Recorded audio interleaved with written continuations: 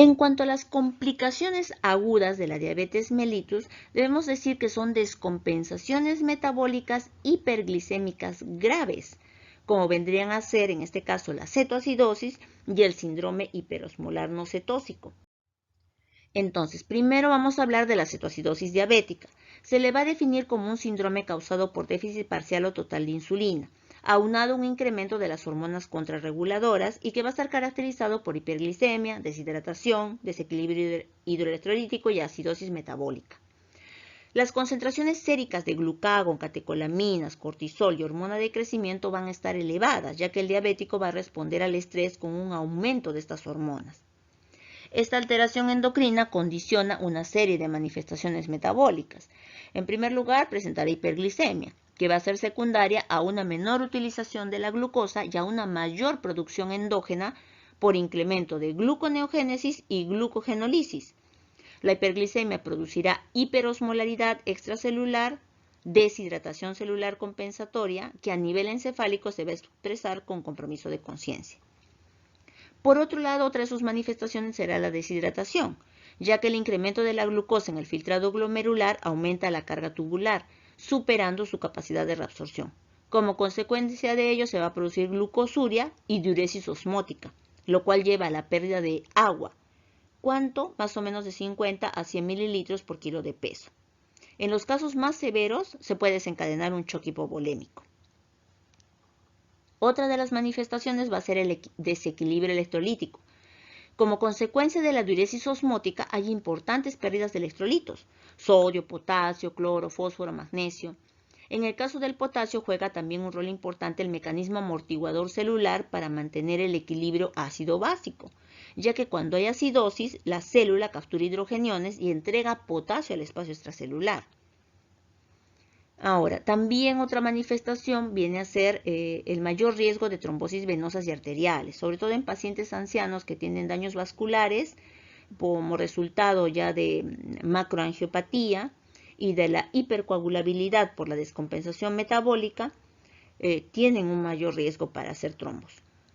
También estos pacientes van a tener mayor riesgo de infecciones por la hiperglicemia y la acidosis, que deterioran la inmunidad celular específica e inespecífica. Va a haber acidosis metabólica. Esto es producto de la retención de cetoácidos, ácido acetoacético, el beta-hidroxibutirato, que van a ser sintetizados en el hígado, usando como sustrato los ácidos grasos libres, cuya movilización está aumentada. Además, la síntesis hepática está favorecida y su utilización periférica está disminuida. En esta generación de los cetoácidos va a jugar un rol fundamental la hormona glucagón. Aquí tenemos las enzimas que hacen posible la formación de determinado ácido. Aquí también en la imagen podemos observar cómo se da la formación de estos. El acetoacetato, la acetona y el beta-hidroxibutirato. Las principales causas desencadenantes van a ser las infecciones. También lo es la suspensión de la terapia insulínica y el inicio clínico de la enfermedad en personas con diabetes de tipo 1. Los principales síntomas van a ser el aumento de la polidipsia, poliuria, astenia, somnolencia, anorexia, síntomas gastrointestinales como náuseas, vómitos, dolor abdominal. Los signos más frecuentes: deshidratación, hiperventilación y un aliento con olor a manzana, lo que se le llama halitosis cetónica, que es producto de la acetona, o sea, de lo que estábamos hablando sobre estos ácidos.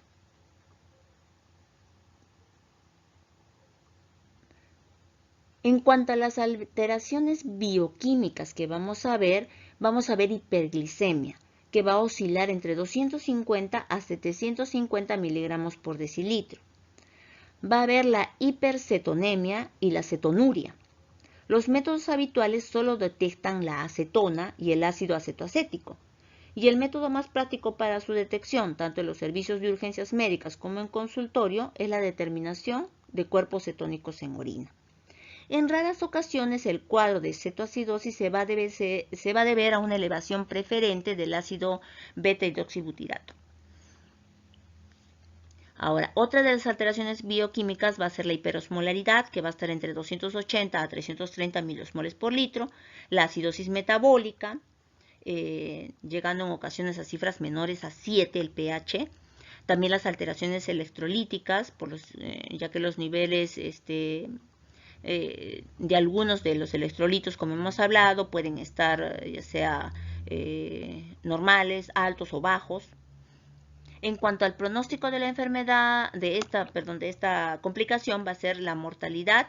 Si bien se ha reducido en las últimas décadas de 3 a 7%, dependiendo más de las condiciones causales, como hemos dicho, por ejemplo, las infecciones, que del síndrome mismo, todavía existe cierto porcentaje de mortalidad. Y las principales causas de esto van a ser la sepsis y los accidentes cerebrovasculares.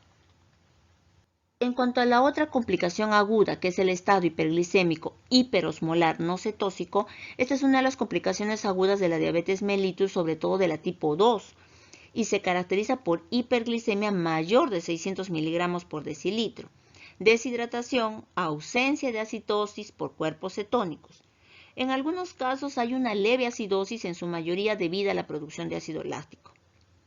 La causa más común van a ser las infecciones, cuya frecuencia va del 32 hasta el 60%.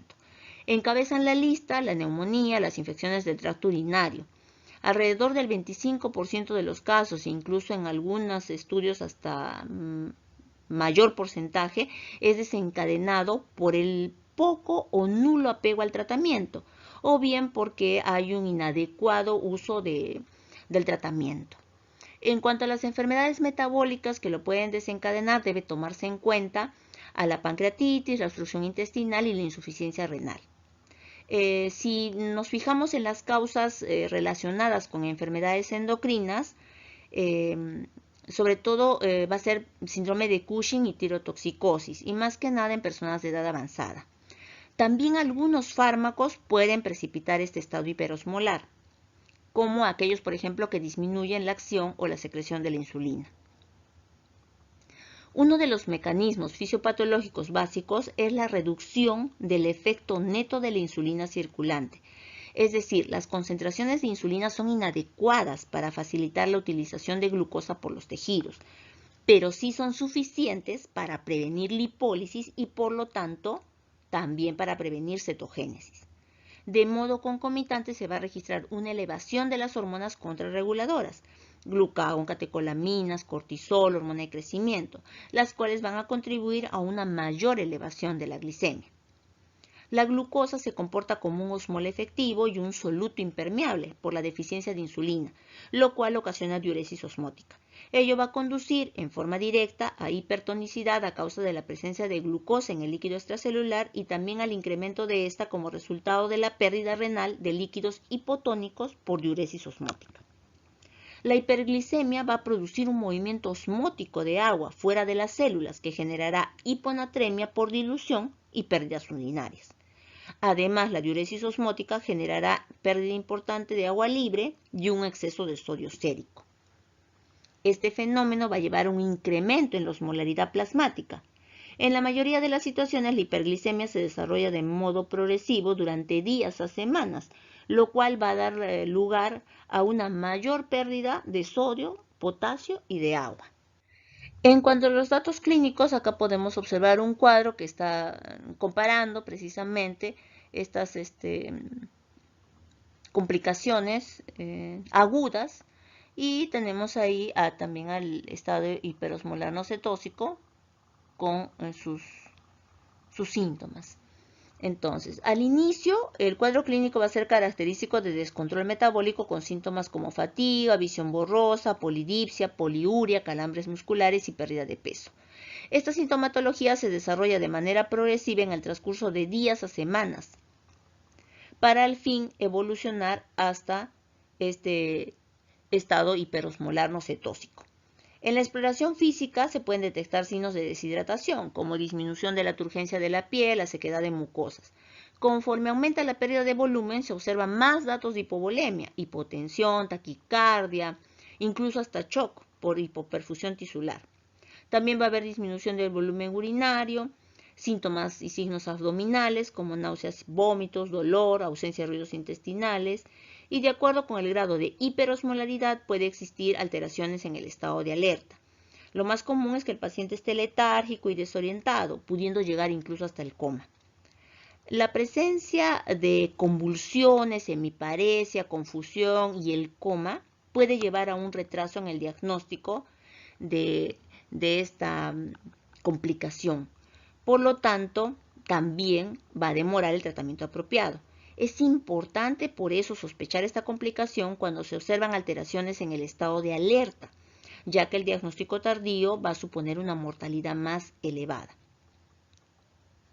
Ahora, a diferencia de lo que antes se pensaba, el coma es menos común. Va a depender de la osmolaridad sérica, lo que significa hipernatremia e hiperglicemia mayores.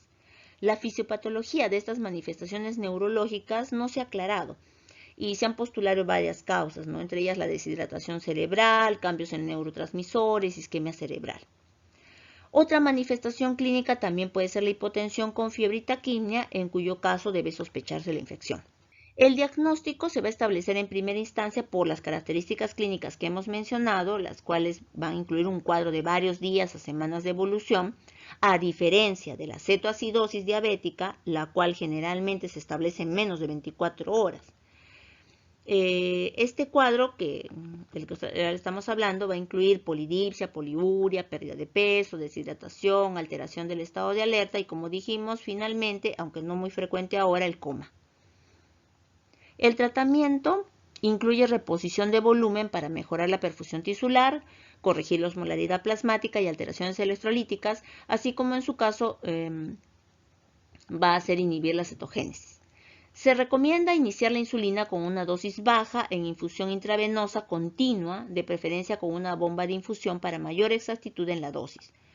Conforme el paciente se rehidrata, si la velocidad de descenso de glucosa se acelera, cuando alcance los 250 miligramos por decilitro de glicemia, se recomienda reducir esta infusión a la mitad e iniciar más bien una infusión de solución glucosada al 5% para evitar la hipoglicemia. Hay que tener precaución de no iniciar insulina a pacientes con potasio menor a 3.3 miliequivalentes por litro, si no se ha iniciado antes la reposición de este, ya que así se evita que con la administración de insulina se cause la entrada de potasio a las células y los niveles de potasio bajen aún más, lo que ocasionaría arritmias, disfunción cardiovascular, debilidad muscular y falla respiratoria. Debido a que en estos enfermos es más frecuente la trombosis arterial y venosa y la embolización, se recomienda anticoagulación profiláctica con heparina. En el caso de los pacientes que tienen este estado hiperosmolar, debe intentarse la identificación de los factores desencadenantes y al mismo tiempo iniciar el tratamiento. Por ejemplo, los datos de infección se deben involucrar desde el inicio el tratamiento con antibióticos. Las complicaciones más comunes de este síndrome hiperosmolar van a ser la hipoglicemia, la hipopotasemia y la hiperglicemia, las cuales hay que tener en cuenta. Entonces aquí tenemos nuevamente el recuerda, en el cual decimos la cetoacidosis diabética es una descompensación metabólica aguda, típica, aunque no exclusiva, de la diabetes mellitus tipo 1. Mientras que la descompensación hiperglicémica hiperosmolar es típica de la diabetes mellitus tipo 2, aunque tampoco es exclusiva. Estimados alumnos, les agradezco mucho por su atención.